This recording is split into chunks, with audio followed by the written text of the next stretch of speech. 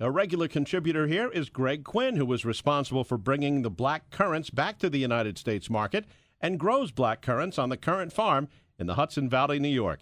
Hi, I'm Greg Quinn. Welcome to this week's entry into Notes from the Currant farm. This past weekend, the whole family came to the Currant farm for a visit. It's always fun to have all the grandkids here in the winter for sleigh riding down the Wildflower Hill and skating on the pond behind the old farmhouse. Late Saturday afternoon, my oldest grandson, Teddy, and I were walking back to the farmhouse from the currant field. We took a shortcut across the frozen pond. As we carefully navigated the glass-like surface, we were both looking down at the 6-inch thick ice and the black void below. He asked, "What happens to all the fish in the winter?" The old pond has a healthy population of bluegill and pumpkin seed sunfish, largemouth bass, which are also in the sunfish family, schools of fathead minnows, and some brown bullhead catfish.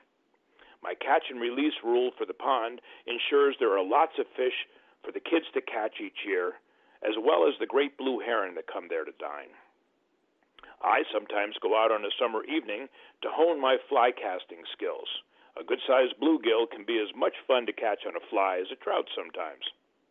I told my grandson that to understand what happens to the fish, you need to know a little chemistry and biology first. Anyone who's swum in a lake in the summer knows that a few feet down, the water gets noticeably cooler. In the winter, it's just the opposite. As the water cools, the molecules sink and pack together tighter and tighter, which increases the density of the water.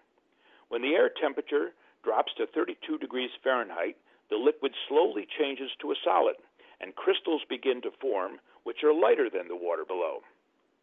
The ice at the surface gets colder and colder throughout the winter, freezing the liquid immediately below it, while all the while floating on the heavier, warmer water below. The heavy water below stays between 35 and 39 degrees, and that's where the fish live. Fish are cold-blooded animals. Their body temperature and body functions decrease with surrounding temperatures. Northern species have adapted to withstand extended periods of cold. The real problem for fish, I explained, is not the cold, but the lack of oxygen. Fish, like most animals, need oxygen to live. Now, oxygen is a gas which dissolves in water, and the water passes over the fish's gills. The gills capture the microscopic oxygen bubbles and pass the oxygen gas directly into their bloodstream. When ice and snow cuts down or completely eliminates the sunlight coming into the water below, aquatic plants stop photosynthesis. This is the process that converts carbon dioxide into oxygen. To survive this low oxygen environment, fish dramatically slow down their breathing and their heart rate. Interestingly, though, they do continue to eat, and, in fact, they digest their food faster than in the summer to supply more fuel. Some species, like the brown bullhead catfish in the pond, burrow into the mud to help survive the winter. Other species are better adapted to these conditions and stay more active. When river otters visit the pond and dive beneath the ice for a snack, they invariably bring up sunfish, which are the most active resident of the pond in the winter. That ancient pond seems pretty quiet this time of year, but it's a virtual classroom of chemistry and biology.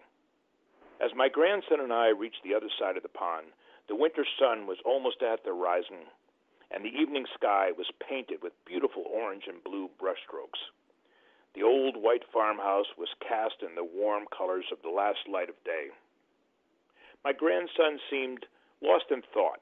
He's a smart kid, and I know he was interested in the science, but I think he was mostly relieved that the fish would survive and was thinking about that excited feeling when standing at the edge of the pond with a fishing rod, enjoying the soft warmth of early summer, and suddenly that red and white bobber starts to bounce on the water, creating ripples, stops, and then with a jerk completely disappears beneath the surface.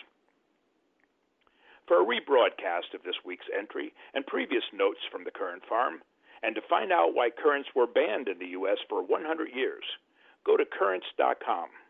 I'm Greg Quinn, with warm wishes from the Currant farm. I'm Mike Bennett, and you're listening to America Weekend.